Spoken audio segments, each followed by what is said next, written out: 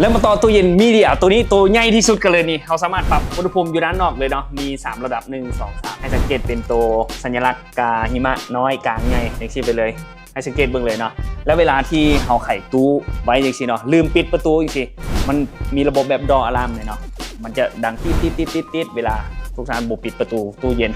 ราคากระโบแพงเลยเด้อเป็นระบบโนฟอสอีกเลยตัวนี้น้ำก้อนบุกก็ราคาเพียง7,900,000 กีบมีทุกขนาดกันเลยนี่ตัวน้อยจนถึงตัวใหญ่เลยนี่มีเดียตัวนี้น้อยที่สุดนี่1,700,000 กีบเท่านั้นนะแล้วมาต่อแบรนด์สินค้าเมยหลิงตัวนี้เป็นตัวเริ่มต้นเลยเป็นกระจกโลอีนะตัวน้อยนี่ราคากระโบแพงเลยนี่ด้วนเลยจำนวนจำกัดนี่แล้วก็ตู้เย็น4 คิวตัวนี้กับ1,950,000 กีบ4.5 คิว2,550,000 กีบอย่างที่สำหรับตัวนี้เขาสามารถแช่ไวน์แช่ซีดแช่อาหารแช่แข็งนี่ได้หมดเลยเนาะตัวนี้แล้วมาต่อแบรนด์ TCL เริ่มต้นแต่ตัว4 คิวตัวนี้2 ประตูที่สูงกว่าตัว5 คิวเนี่ยตัวนี้เป็น4 คิวแล้วราคา3 ล้านปลายคือกิบนี่ตามพี่ขึ้นหน้าจอนี่เลยสำหรับตัวน้อยหมายถึงว่ามันต่ำกว่าแต่กว้างกว่าเลิกกว่า5 คิวใหญ่กว่าราคาพี่ขึ้นหน้าจอนี่เลยนี่กับแบรนด์ TCL นี่2 ประตูกับตัวนี้โคตรใหญ่นี่ทางด้านในแบบกระจายลมแบบ Multi Air Follow ทุกตัวแม่นมีรับประกัน1 ปีด้วยแล้วมาต่อเครื่องซักผ้าของ TCL นี่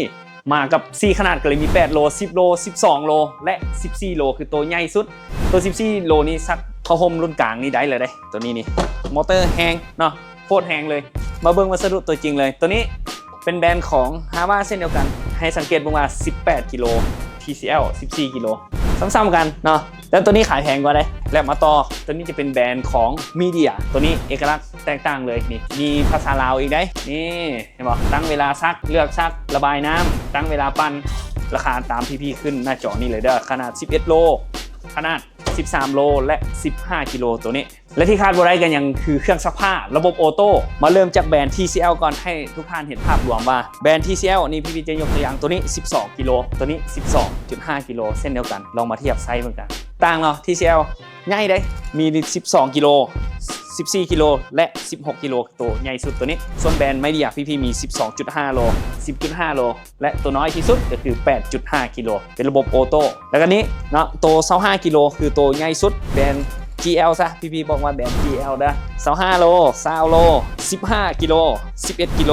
และ9 กิโลและยังอีกตัวหนึ่ง13 กิโลดิเห็นบอกที่พี่ลงคลิปไปที่เอามาเต็มตู้คอนเทนเนอร์เกือบหมดเลยได้ตอนนี้เนาะยังอยู่สิบอกว่าหมดเลยนี่ลูกค้าโบเสือเกือบหมดแต่ว่าโบพอแน่นอนสำหรับเครื่องซักผ้า TCL ยังมีอีก8 กิโลและ10 กิโลแล้วก็เป็นสีขาวยังงามสำหรับบ้านท่านใดต้องการแบบสะอาดคลีนๆนิดนึงแนะนำใช้เป็นสีขาวอย่างที่ใช้ไปเลยเนาะทั้งหมดที่พี่แนะนำไปก็คือส่วนหนึ่งที่พี่เอามาโชว์ให้เห็นอยู่ทั้งหน้าห้างและสินค้ายังหลากหลายรายการกันเลยเนาะให้ลูกค้าไปเบิ่งในหน้าเพจ Facebook ตึมราคาทุกตัวพี่แจ้งเป็นราคาโปรโมชั่นและราคาส่งละเอียดให้เลยเนาะลูกค้ามาหาพี่บอกว่าจะเป็นหน้าห้างหรือออนไลน์พี่จัดให้ราคาเดียวกันเลยด้ให้ลูกค้าทุกท่านมั่นใจบ่ฮู้ราคาสอบถามพี่กันได้โดยตรงกันเลยบ่มีแบบอัพขึ้นซ้ำเพดานแล้วมาต้องเอา